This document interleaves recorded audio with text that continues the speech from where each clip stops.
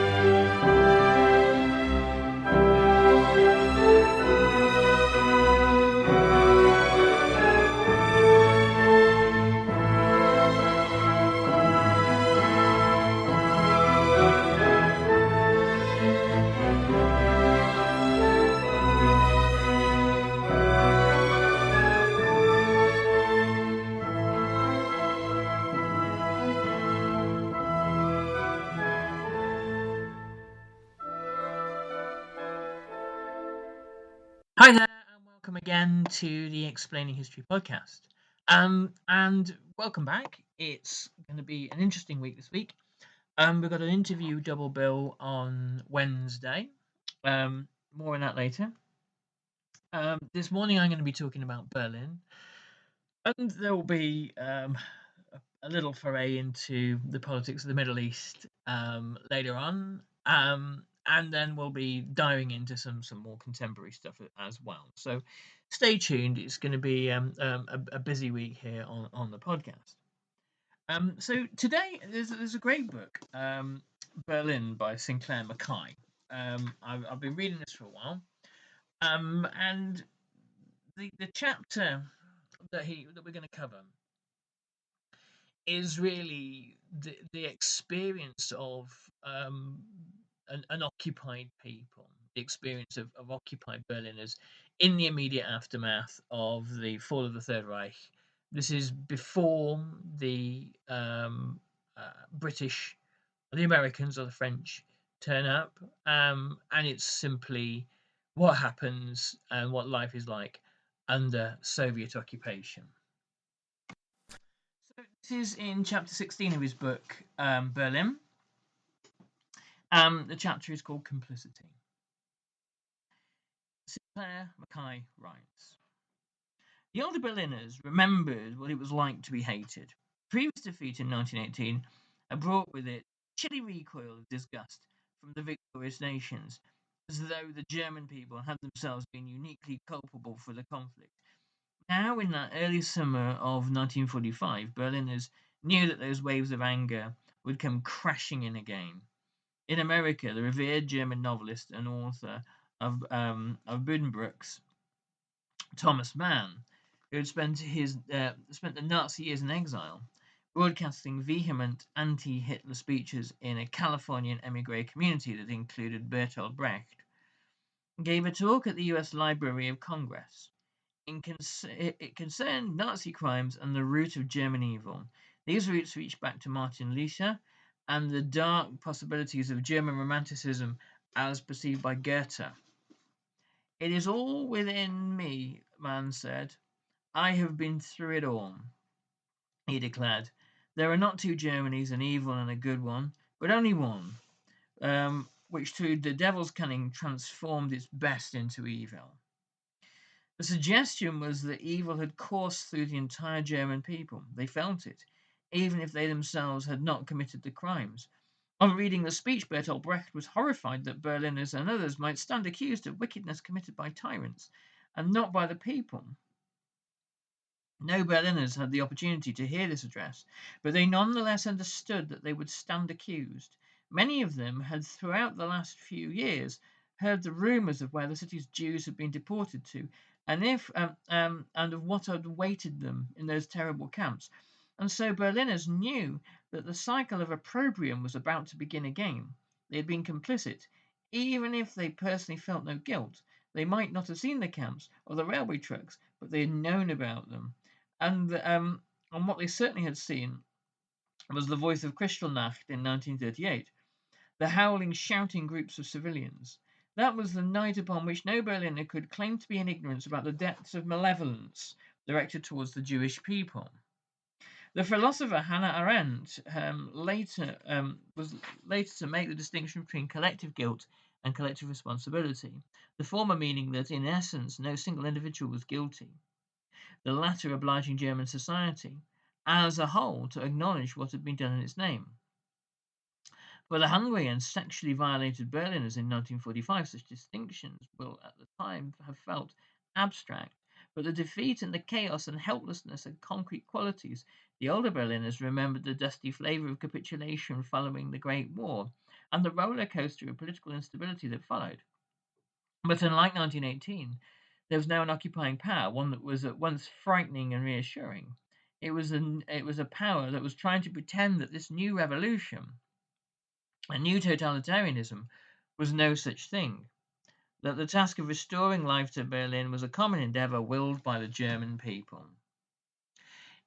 So there is, and I talk about this a lot, in Richard J. Evans' book, The Third Reich at War, there's a whole chapter called German Moralities, which probes what German people did and didn't know about the Holocaust. And he concludes, and I think this is probably the most objectively valid way of looking at it, that the Holocaust was an open secret that anybody by 1943-44 could know if they wished to, and nobody did wish to know. The scale of the Holocaust, the numbers of people involved in the bureaucracy of the Holocaust, the issuing of railway tickets, the changing of signals and the scheduling of trains, is an enormous operation. The disposal of Jewish belongings and property, the disposal of Jewish housing, these kinds of things. Each and every person involved in that must surely have wondered and asked themselves, and on some level known, where the Jewish people in question had gone or were going. And the answer would not have been one they wished to, most people wish to contemplate. So there's this idea of it being this open secret. The state obviously wanted to kind of keep it secret, didn't want it to be publicized. It had to be, as Himmler put it, the greatest chapter of our history that will never be written, or words to that effect. But by the end of the war, there were virtually no Germans who were in any doubt about what had happened, and the likely view that the world would take of German people for a very long time. And there were even fewer people, there were very few people who wished to publicly acknowledge that. In the early days of summer 1945, there were still no American, British or French forces to be seen in the capital. The Soviets had, for the moment, full control. The removal of the city's riches had been voracious, from the old masters retrieved from their ignominious storage in the Friedrichshain flak tower, to the scientists, senior and junior, attached to the AEG, Osram and Siemens, who had the potential use in the Soviet nuclear program. One of the things that Stalin was very interested in the capture of Berlin was the Kaiser Wilhelm Institute, where mainly he was interested in the atomic secrets that were there, and any other scientific advancements as well. Berlin was picked apart like a chicken carcass. Now the city's radios came alive once again, breaking at least part of the silence. At the start of June 1945, the voice issuing a proclamation was that of the city's newly installed Bürgermeister, Dr. Arthur Werner. he was broadcasting a warning to his fellow citizens. Anyone who wants to impede our administration is an enemy of the people and an irresponsible criminal who harms our society. Such criminals are deluded persons and are still to be found who by acts of madness are preventing the return of law and order, particularly members of the Hitler Youth. Dr. Werner then went on to issue a threat that had ironically precise echoes of the regime that had gone before. For every single attempt upon the life of a Red Army soldier or a Soviet official, he pronounced 50 former members of the Nazi Party would be shot. Explicit in this was the idea that all such Nazis, even at the lowest levels of the party, had been identified. More broadly, the Soviet rhetoric was calculated to convey a sense that many such functionaries would be de-radicalized via education. The city's anti-fascists were said to have been helping the Soviet authorities by guiding them through the maze of civilian life. But the friendliness, the idea of leading by moral example, proving that Soviet civilization was superior, could only ever be a veneer. There were illimitable outbreaks of vengefulness that continued. Industrialists held at gunpoint while their wives were raped by Red Army soldiers. There were said to be instances of deliberate arson. On one occasion, the accused, 2 teenage boys denounced as Hitler Youth, were themselves murdered by being thrown into the flames. The occupiers were not kind, nor, given the obscenities perpetrated by the Nazis in their homelands, could anyone expect them to be. Despite the continued violence, Berliners found that their city was not wholly dead, and for those who managed to avoid the cold gaze of the new authorities away from the pulverized centre, there were startling sparks of renewal. This is something that you read a lot about in histories of post-war Berlin, that the speed at which Berlin comes back to life, literally within weeks of the fall of the Nazi regime, is quite remarkable. And perhaps this tells us an awful lot about civilian populations in general. I remember in 1999, I think it was, going to Kosovo after the NATO intervention there, the NATO bombing and the NATO force that intervenes there, and it was striking when seeing Pristina there that it had very, very quickly returned to being a functioning city with electricity probably from generators and the power back on, and all the kind of slightly kind of chaotic, it has a slightly kind of chaotic energy to it, but all the aspects of modern urban life were switched back on very, very quickly. So these things do happen. As Burgermeister, Werner was emblematic of this regeneration. He was an architect and a civil engineer who had run a technical college in Berlin until the Nazis closed it in 1942. Now the Soviets needed someone who was both an expert at the physical challenges of reconstruction and someone who did not simply appear to have been imposed by Moscow. Walter Ulbricht, who was now living and working in a building in the Prinzenallee, in the northern suburb of Gesundbrunnen, and occasionally using local cinemas as venues to deliver lectures to gathered officials, took the greatest care that the communist takeover should not be seen as such. We believe it would be wrong to force the Soviet system on Germany, he had written in a party manifesto. We believe the overriding interests of the German people at present prescribe a different road, the establishment of an anti-fascist democratic regime, with all democratic rights and liberties for the people. Democracy was one of those terms with a suitably elastic definition. In the weeks before the Red Army permitted their American and British counterparts into Berlin, the Ulbricht Group was determinedly building a new framework of power. It had to be strong, enough to withstand resistance. Of course, then Volt Ulbricht becomes the first post occupation leader of East Germany after 1949. Okay, I have to tell you, I was just looking on eBay where I go for all kinds of things I love, and there it was. That hologram trading card. One of the rarest, the last one I needed for my set. Shiny like the Designer handbag of my dreams. One of a kind. eBay had it, and now everyone's asking, ooh, where'd you get your... Windshield wipers. eBay has all the parts that fit my car. No more annoying, just beautiful. Millions of finds, each with a story. eBay. Things people love. Placing German communists and a careful selection of non-party officials to give the impression of a coalition of political interests at the heart of the city's day-to-day administration made it implicit that the duty of those leaders was to prevent the immediate catastrophe of starvation.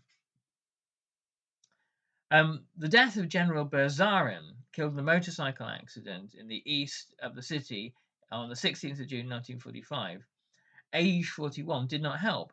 He had striven hard, as had officials within the Soviet military administration in the green eastern suburb of Karlshorst, to restart civic engines. Yet there was still frighteningly little food in the city. Supplies seized from the defeated Wehrmacht were funneled through. Rationing and strict tiers, with some groups like builders for some reason, and for some reason actors receiving a little more, was continuing. The aim was for each citizen to receive 1,100 calories a day, pitifully little, but just enough to function. The daily allowance of 200 grams of bread, 400 grams of potatoes, and 40 grams of meat. Frequently, the aim seemed a little idealistic, but the Soviets were efficient at ensuring that the bread and potato supply was reasonably consistent. The grocery shops that had not been seriously damaged in the previous weeks and months were extremely busy. There were rumours of coffee, often dashed, but a measure or two of how for Berliners, even the most quotidian comforts now carried an enchanted quality. Of course, the decline in living standards had been ongoing since midway through the war. The first years of the war, the occupation of Western Europe in 1940 sees a spike in German living standards, and then as the German Empire collapses from sort of like 1942, 1943 onwards, those living standards are thrown into reverse. And after the Total War speech, Goebbels' Sports Palace speech in spring of 1943, that's where he says, basically, the happy times are over. This is a time of struggle, and we're all going to have to endure an awful lot of hardship in order for the glorious nation to survive. And so the kind of the decline in living standards had been not an immediate thing at the end of the war. It had been a slow and steady collapse.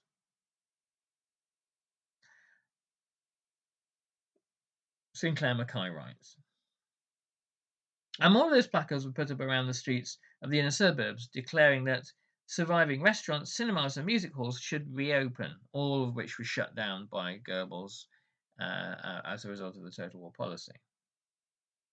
In some districts, this was fanciful, especially the notion of restaurants, but there were concerted efforts to restart the whir of film projectors in the few and damaged auditoriums.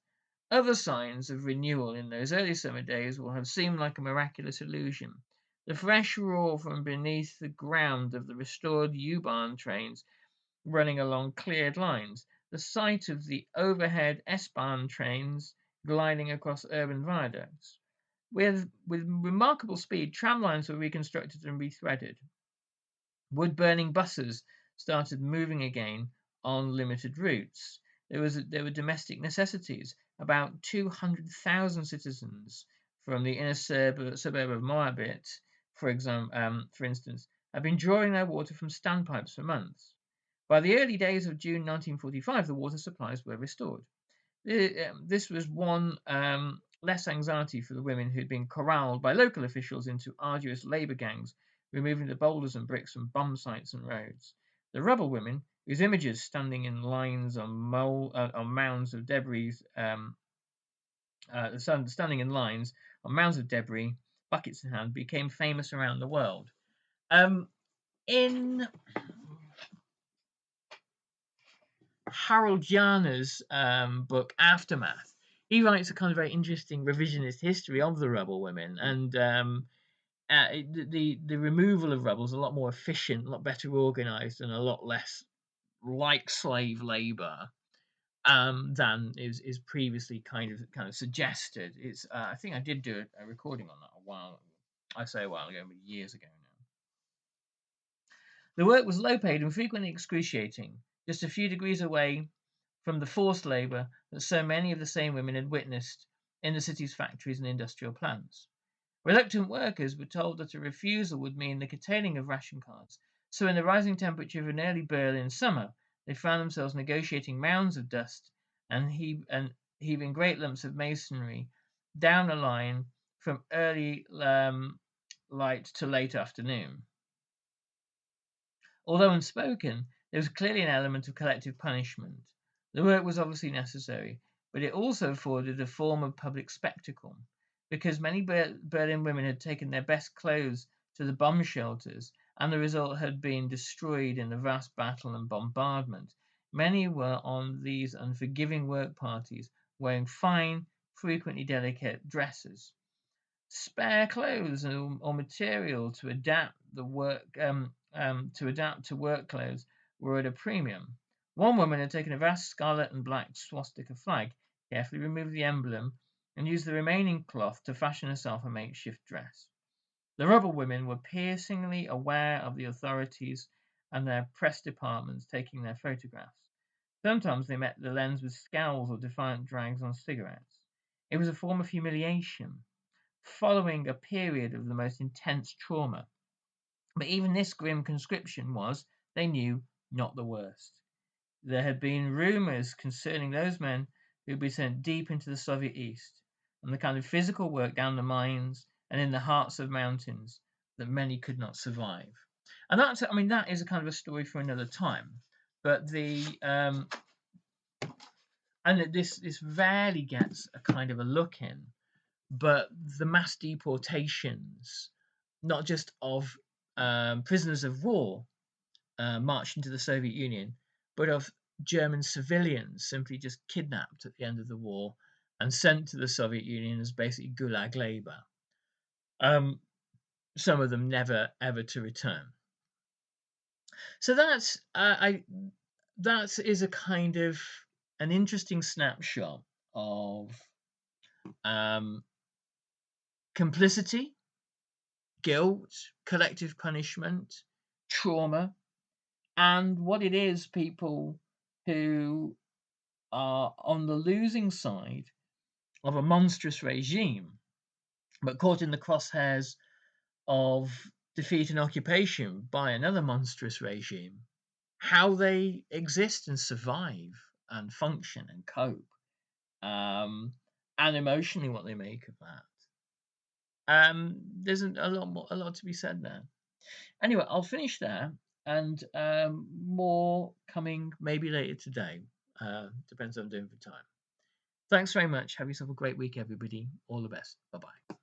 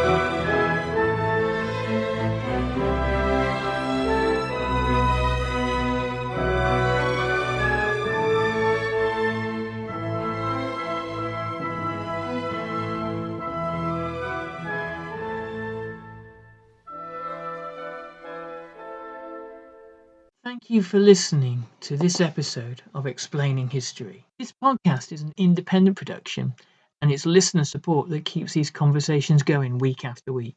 If you find value in the show and want to help cover the costs of research and production, please consider making a contribution. You can join our community on Patreon or make a one-off donation. Just follow the links in the show notes for this episode. Every bit of support is truly appreciated.